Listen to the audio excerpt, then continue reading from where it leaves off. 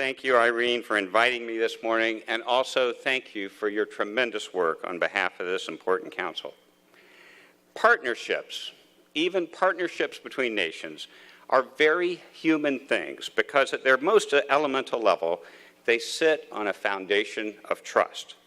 And that human dynamic is the focus of this council. This council cultivates the people-to-people contact that trust needs to thrive. Northrop Grumman is proud to support these efforts to bring people together from our two nations and to cultivate trust and goodwill through such wonderful efforts as the Tomodachi Initiative. You'll hear more about that inspiring program over the course of the conference. This morning, I'd like to develop these ideas on partnerships, but I'd like to narrow the window a little bit to focus on my area of experience, national security, and the partnerships necessary to protect it. And let me begin with some good news.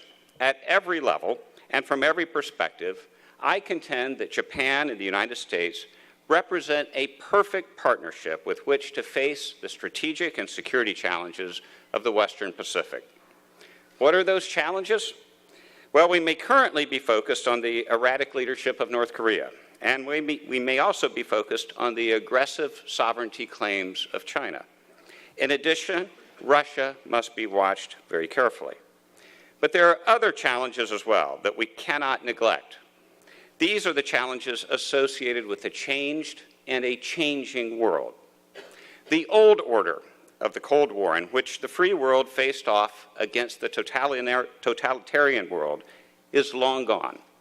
Today, the threats are global, diffuse, and often invisible. Today, nuclear arsenals reside in the hands of rogue nations that might be unpredictable or fanatical, and often defy diplomacy or negotiation. Today, there are also the quieter, but still dangerous threats from cyber attack, mounted by some of these same actors, but also mounted by actors other than nation states. There was a time when the nation state dominated. Its structure and stability allowed for a useful situational awareness that served to limit misunderstandings and miscalculations. Today, that kind of situational awareness has lessened. In many places around the world, nation-states have given way to dangerous actors operating anonymously, with claim to no national home. Often, the objectives of these organizations are more akin to organized crime empires than political movements.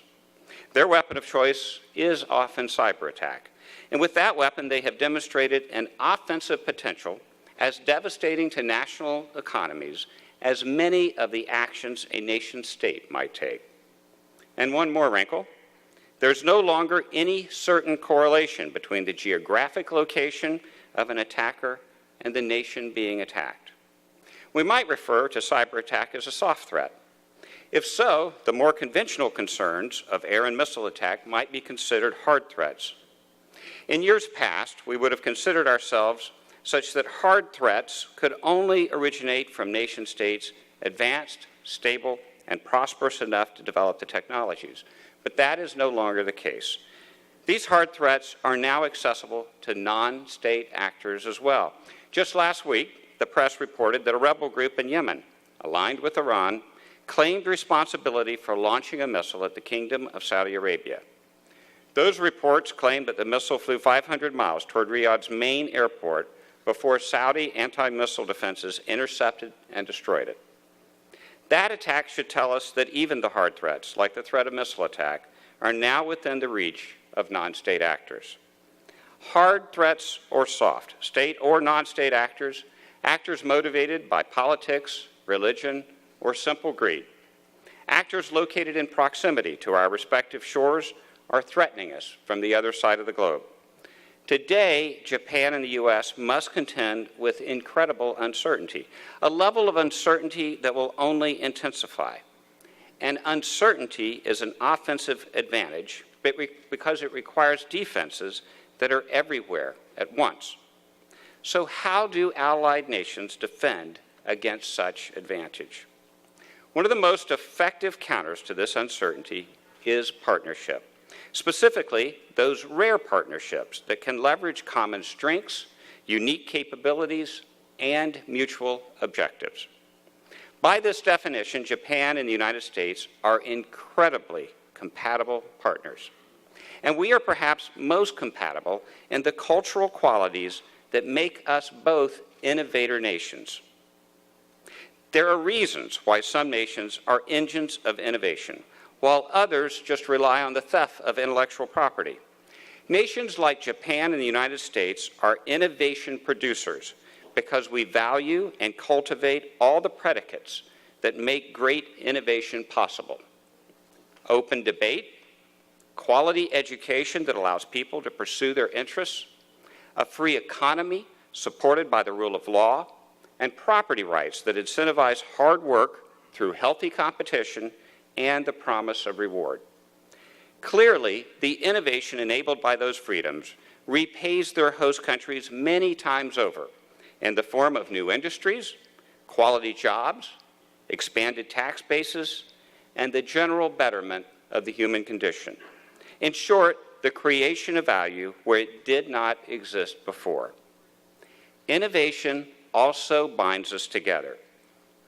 For example, across the United States, thousands and thousands of Americans owe their living to a very innovative Japanese industry, automobile manufacturing. Closer cooperation in security innovation also enables economic benefits. Improved security is a natural enabler of broader economic growth. And the record is clear in the United States and elsewhere that security industries export far more innovation into their nation's non-security economies than they import. In the United States alone, the list of innovations that moved from the defense industry into the civilian world is long indeed. It includes everything from communication satellites to propulsion advances, GPS, medical advances, computing advances, and even the internet itself. But there is one caveat. This kind of innovation is a long-term proposition. It requires close cooperation between governments, industry, and academia, and that requires time. To my thinking, security innovation against the threats we face must be planned for at least 10 to 15 years out, and that planning must be constant and must always be commencing now. Today, uncertainty increases and technology races forward, and I contend that a critical juncture between those two factors is now upon us. How do we know? We know because any analysis of the security situation in the Western Pacific indicates an imperative for closer security cooperation between our two nations and other allies in the region as well, particularly in the areas of innovation and technology partnering. Japan and the United States have much to gain from drawing closer in these areas. Most urgently, a closer security partnership is the only way the growing uncertainty can be met and addressed. It is also the best way to leverage our common cultural strengths as well as our unique capabilities. It is clearly the most promising solution because it is so consistent with our free market and educational systems. And it promises to generate value for our two countries that perhaps does not currently exist. The best partnerships create value that exceeds the sum of its parts. Japan and the United States have enjoyed the fruits of such partnerships in the past. I mentioned automobile manufacturing, but there have been many others as well. The list of Nobel Prizes shared between Japanese and American researchers over the years attests to that. The time has now arrived for a closer relationship between our two countries in the areas of security research and development.